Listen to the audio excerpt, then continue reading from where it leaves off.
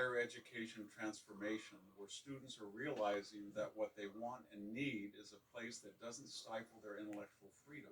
Standing out among the few graduate programs that value viewpoint diversity is Pepperdine's University School of Public Policy, where I've taught the last 2 years. Their Masters of Public Policy is both applied and practical, preparing the next generation of leaders to participate in government agencies, the business sector, and think tanks. Pursue your MPP at Pepperdine. Daily Signal listeners qualify for an automatic 50 to 75% tuition scholarship and can learn more at go.pepperdine.edu/daily signal. It's go.pepperdine.edu/daily signal.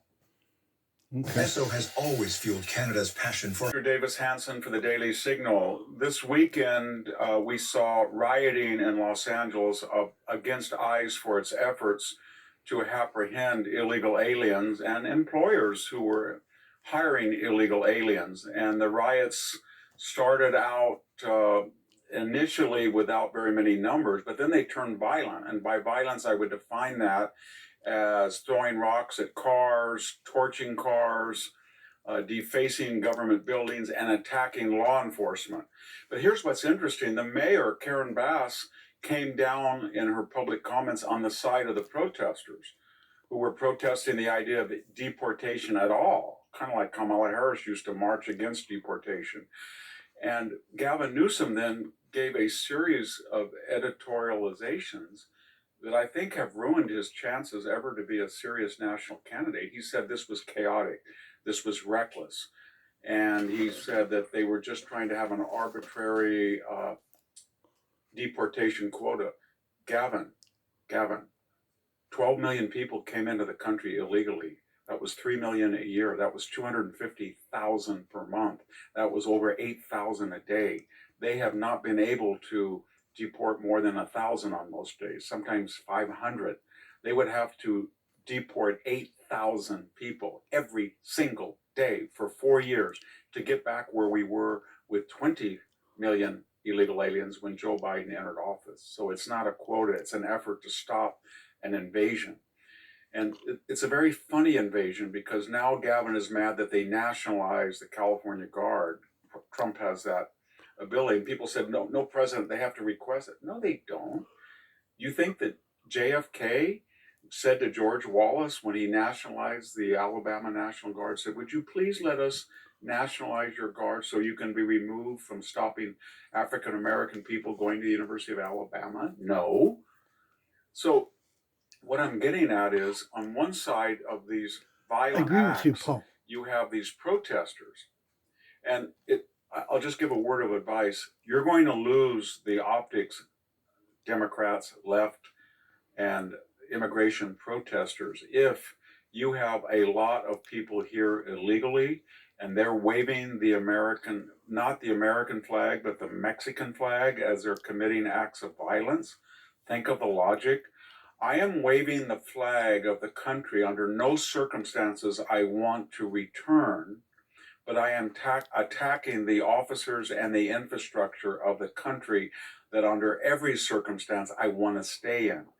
That might explain why in the midst of all of this negative publicity, a CBS poll taken to show that people were outraged showed that just Easy to build bumper kit. 54% of the American people are for continued deportations. So you know what is really reckless, Gavin? You know what is chaotic? Is you. You did not intervene to stop the violence. Donald Trump does not want to see a May, June, July, August, September 2020. $2 billion in property damage, 35 people killed, 1,500 officers assaulted, $14,000 arrest, precinct burned, courthouse burned, historic church burned. He doesn't want to see that. And you're egging this on, and you think it's going to be peaceful when people throw rocks at cars, innocent bystanders, and people wave the flag as they burn things, the Mexican flag of a foreign country.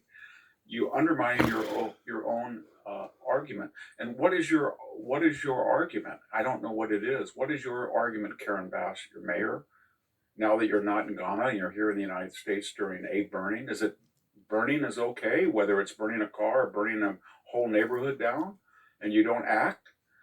And that it was pathetic. The chief of police of Los Angeles, I felt like it was some Soviet apparatchik. He was saying, there is no violence, that we are very proud of First Amendment. And it's like, I was given a text that my job is in danger probably if I say the truth, because meanwhile, the LA County Sheriff was saying, we're going to warn you that we will stop this and we will make arrests and we will use tear gas. And apparently they saw a different riot and they were more in charge of that area of the rioting than the uh, Los Angeles Police Department.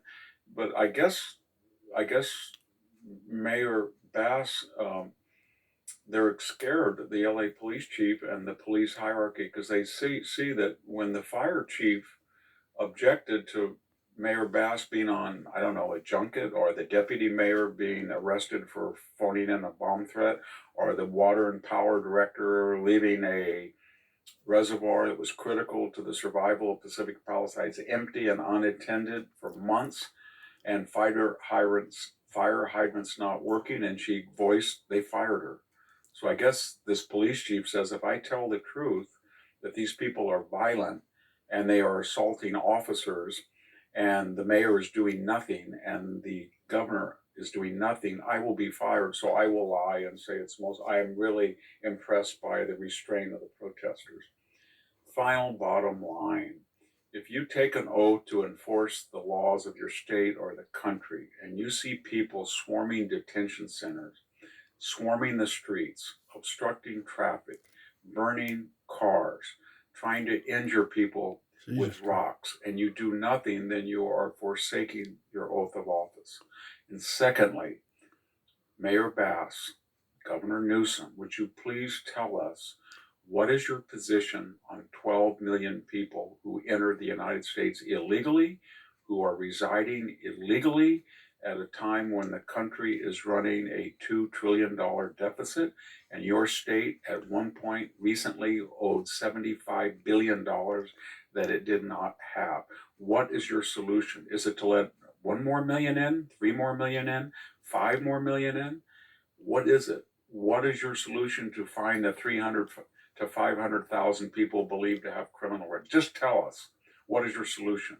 What is your solution when you have apparently violent protesters waving the flag of a foreign national country as a way of persuading us that we should not deport them, when they are burning things and committing violence about the country they want to stay in, but waving the flag of the country they do not want to return to?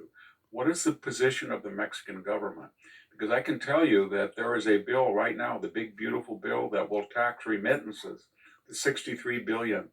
And all this is going to do is give rise to voices who will say, I think we need a higher percentage to tax these remittances, because they're not getting the message. The people who are demonstrating and violent apparently think that we're going to subsidize them with social services to free up money so they can send to Mexico on tax 63 billion, their greatest source of foreign exchange, while they run a $170 billion trade surplus. Why the cartels kill between 60 and 80,000 Americans. That's an unsustainable situation, as are these riots. Bottom line, I think, Gavin Newsom, you took your recent effort to be moderate, centrist, your podcast, and you lit a fuse and you blew it up. Nobody in their right mind would ever vote for you for anything after you went into a volatile, dangerous situation and tried to pour gasoline on it by essentially saying you, the governor, will not do anything to restore order or quiet, and you sided with people who are committing violence against their fellow residents of Los Angeles. This is Victor Davis Hanson.